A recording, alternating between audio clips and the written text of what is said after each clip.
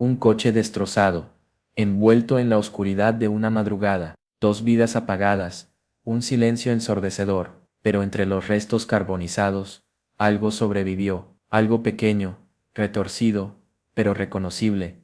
El teléfono móvil de Diego J. Un simple teléfono, pero ahora, el único testigo de una tragedia que no fue tal. El mundo lloraba la muerte de Diego y su hermano André, dos estrellas jóvenes, apagadas demasiado pronto. Un accidente, dijeron las autoridades, una tragedia inevitable, se lamentó la gente, pero en ese teléfono, que milagrosamente resistió el fuego, latía algo más que recuerdos, latía la verdad. Extraído con cuidado del amasijo de metal y cenizas, el teléfono fue trasladado al laboratorio forense. Un equipo de expertos, bajo estricta vigilancia, comenzó a trabajar. Un milagro en medio de la tragedia. El aparato, a pesar de su estado, aún mostraba signos de vida. La pantalla parpadeaba débilmente. Un suave zumbido, casi inaudible, resonaba en el silencio de la sala. El teléfono estaba vivo. Un técnico, con las manos temblorosas por la mezcla de asombro y tensión, conectó el dispositivo. En la pantalla apareció una carpeta, no fotos ni videos, sino archivos de audio cifrados, minutos de grabaciones, grabados en los instantes previos a la colisión. La voz de Diego, firme pero llena de un temor palpable, resonó en la fría sala. Un escalofrío recorrió la espalda de todos los presentes. Si esto sale mal, buscadlo aquí. La frase, entrecortada, llena de pánico latente, resonó en la sala. Luego, el silencio. Solo el débil tic-tac del reloj de la computadora recordaba que el tiempo seguía su curso, pero el tiempo para Diego y André se había detenido. El tiempo, cruel y despiadado, había marcado su final, pero el teléfono, este pequeño y casi indestructible dispositivo, no había sucumbido. Su memoria guardaba un secreto. El hallazgo del teléfono no era solo un artefacto rescatado de entre las cenizas, era una llave para abrir la puerta a una verdad oscura, inesperada, que había permanecido oculta bajo la capa de un accidente que según el testimonio silencioso del teléfono, no fue casual, un accidente que era en realidad un siniestro premeditado, y el teléfono, su testigo mudo, guardaba la evidencia. Más allá del impacto, más allá de las llamas, el celular de Diego J. susurraba secretos, no solo el último mensaje, lleno de un terror inminente, sino una serie de grabaciones previas al accidente, grabaciones que revelaban una amenaza creciente, una sombra que se cernía sobre la vida del joven cantante. En una de las grabaciones, la voz de Diego, apenas un susurro, relataba una sensación constante de ser observado. No mencionaba nombres, pero las palabras ellos, algo dentro del club, resonaban con una ominosa claridad, una amenaza velada, pero palpable, que se deslizaba entre las líneas. Otra grabación, más inquietante aún. Diego, con voz baja y tensa, hablaba de sentirse perseguido. Su tono, antes despreocupado y alegre, ahora estaba impregnado de un miedo visceral, un miedo que se hacía cada vez más intenso, como si una presencia maligna se acercara con pasos silenciosos. Los mensajes no eran solo palabras, eran gritos silenciosos de auxilio, eran piezas de un rompecabezas macabro, donde cada fragmento revelaba un pedazo de la verdad oculta. Eran fragmentos de una pesadilla, que hasta ese momento, solo Diego parecía vislumbrar. Estas grabaciones, estas confesiones digitales, transformaban el accidente en algo mucho más siniestro. No era solo una tragedia, era una conspiración, una amenaza silenciosa, que había utilizado la oscuridad de la noche y la velocidad de un coche para silenciar una voz que, gracias a la tenacidad de un teléfono dañado, se negaba a callar. El teléfono no era simplemente un objeto tecnológico, era un testimonio, era la prueba de un crimen oculto tras un velo de circunstancias, un crimen que gracias a este pequeño dispositivo, comenzaba a develarse ante los ojos del mundo, un testimonio que, entre las cenizas, gritaba por justicia. Entre los archivos recuperados del celular de Diego J., un vídeo oculto, una grabación clandestina en el vestuario del club, cambió para siempre la narrativa del trágico accidente. Un vídeo que no debería existir, que alguien había intentado silenciar para siempre, pero que ahora se convertía en la pieza clave del rompecabezas. La imagen, borrosa y con un audio entrecortado, mostraba a Diego frente a la cámara, su rostro pálido y lleno de angustia. Con voz temblorosa, decía: «Esto demuestra que no fue culpa mía». Las palabras, cargadas de desesperación, colmaban la pantalla con la desesperación de quien sabía que le quedaba poco tiempo. Fuera de cuadro, se escuchaban murmullos, voces apagadas, como susurros conspirativos. La grabación, abruptamente interrumpida, dejaba una sensación de inquietud, de misterio inconcluso. La pregunta resonaba: ¿qué ocurría en ese vestuario para que Diego sintiera la necesidad de grabarse en secreto? Este vídeo, un testimonio silencioso, desmentía la versión oficial del accidente. Si Diego había grabado ese vídeo, si se había preocupado por dejar una prueba, era porque algo muy grave estaba ocurriendo, algo que iba más allá de un simple accidente. De repente, la muerte de Diego y André dejaba de ser una triste fatalidad, se convertía en un crimen posible, un asesinato encubierto bajo la apariencia de un accidente vial. El video del vestuario era la primera prueba, el primer paso en una investigación que prometía sacudir los cimientos del mundo del espectáculo. La grabación, corta y enigmática, se convertía en viral. Las redes sociales estallaban en conjeturas, teorías y acusaciones. El mundo quería saber la verdad. El mundo exigía justicia para Diego y André.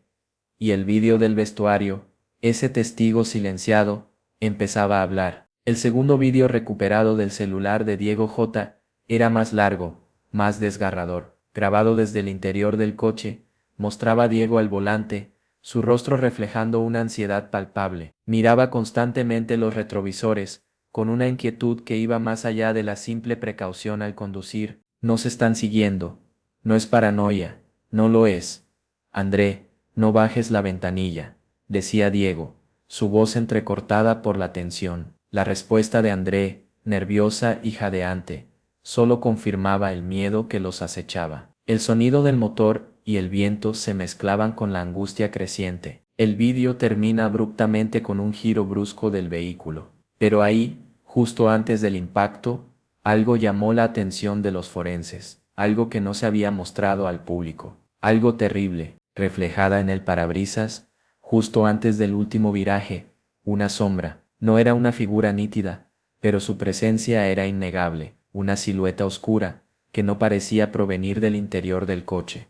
Una silueta que no debería estar allí, un misterio profundo y aterrador. Las autoridades habían decidido ocultar este detalle. Sabían que el vídeo causaría histeria colectiva, pero un técnico, con el dolor fresco de la pérdida de su propio hijo, en un accidente similar, no pudo callar. Decidió revelar el secreto que las autoridades intentaron ocultar. Él decidió liberar a la sombra. La imagen se filtró a la prensa internacional. De inmediato, la sombra se convirtió en el centro de la atención. Un efecto de luz, decían algunos, un pasajero oculto, aseguraban otros. Un mensaje del más allá, susurraban los más atrevidos. La sombra había abierto la puerta a un universo de especulaciones, un mar de dudas y miedos. La sombra era el misterio que nadie podía resolver. La última llamada en el historial del celular de Diego J., registrada 14 minutos antes del accidente, heló la sangre de los investigadores. No era una llamada saliente, como cabría esperar, sino una entrante, y el remitente era nadie. A pesar del estado del teléfono, parte del archivo de la videollamada había sobrevivido a las llamas.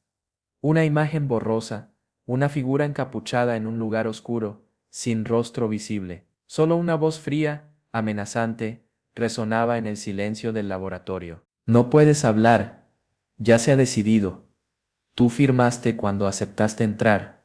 La frase tajante, sin lugar a dudas, resonaba en el aire. La llamada se cortaba abruptamente. No hubo más palabras, solo el silencio aterrador de una amenaza cumplida. La videollamada de Nadies no era solo una amenaza, era una confirmación. Confirmaba los temores de Diego, sus sospechas de ser observado, su miedo a ellos, a algo dentro del club.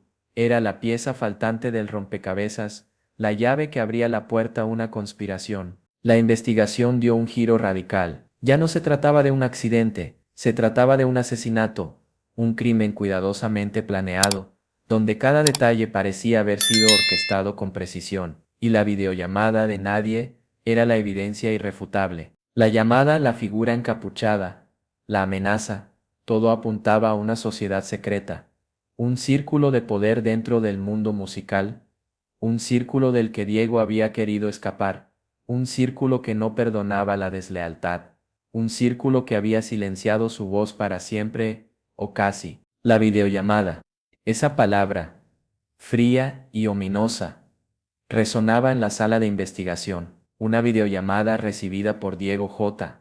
a las 10:37 de la noche, solo 14 minutos antes del fatal accidente. Una llamada que no provenía de ningún contacto guardado en su teléfono. El remitente nadie. El archivo de la videollamada, recuperado parcialmente, mostraba una figura encapuchada en un lugar oscuro. El rostro, completamente oculto. Solo se apreciaba la silueta, envuelta en una atmósfera de misterio y amenaza. Un silencio sepulcral acompañaba la imagen. Una voz, sin emoción, sin inflexiones, pronunciaba una sentencia.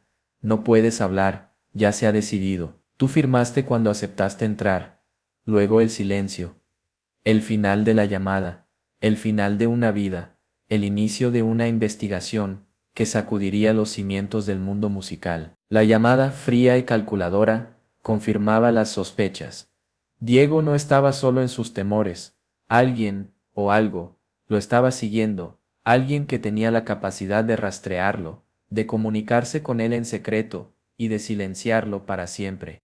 La investigación se profundizó. Las palabras firmaste cuando aceptaste entrar indicaban un pacto, un acuerdo secreto, un acuerdo sellado en la oscuridad, con consecuencias mortales, un acuerdo del que Diego quería liberarse, pero del cual no podía escapar. La llamada de nadie no era el final, era el comienzo de una investigación que desentrañaría una red de pactos ocultos, de secretos inconfesables, de poder y corrupción, una red que operaba en las sombras del mundo musical, una red que Diego había intentado desenmascarar a costa de su propia vida. André. El nombre del hermano de Diego resonaba ahora con un significado completamente nuevo. Hasta ese momento, había sido simplemente el hermano la víctima colateral de una tragedia. Pero el celular de Diego guardaba un secreto que involucraba a André de una manera mucho más profunda de lo que nadie imaginaba. Una nota recuperada del teléfono, escrita a mano por Diego solo 2 horas antes del accidente, decía: si algo me pasa, que nadie culpe a André, él solo quería protegerme. Esa frase, simple pero llena de dolor, cambió todo. De repente la figura de André se tornaba crucial. No era solo un hermano que había muerto junto a Diego, era alguien que había estado al tanto de algo, alguien que había compartido el secreto de su hermano, alguien que había intentado protegerlo hasta el final. La revelación más impactante. André no debía estar en el coche esa noche. Había viajado para acompañar a su hermano, para protegerlo, sin saber el peligro real al que se enfrentaba. Había ido a cuidar a Diego, sin comprender la magnitud del secreto que éste ocultaba. La muerte de los hermanos ya no se veía como un simple accidente. Era un crimen premeditado, donde André, el hermano protector, se había convertido involuntariamente en víctima. Un sacrificio silencioso para proteger el secreto de Diego, un secreto aún por descubrir. La frase de Diego, si algo me pasa, que nadie culpe a André, no era solo una declaración de amor fraternal, era una súplica, un último intento de proteger al hermano que lo había acompañado hasta el final. Un final que ahora se vislumbraba como un asesinato cuidadosamente planeado. El entierro de Diego y André había sido multitudinario, desgarrador. Miles de fans se habían congregado para despedir a dos jóvenes estrellas, apagadas demasiado pronto. Una escena de dolor y consternación, pero también de extrañeza. Algo no encajaba. El féretro de Diego había sido sellado a toda prisa. Su rostro no pudo ser mostrado. Algunos atribuyeron esto al impacto del accidente.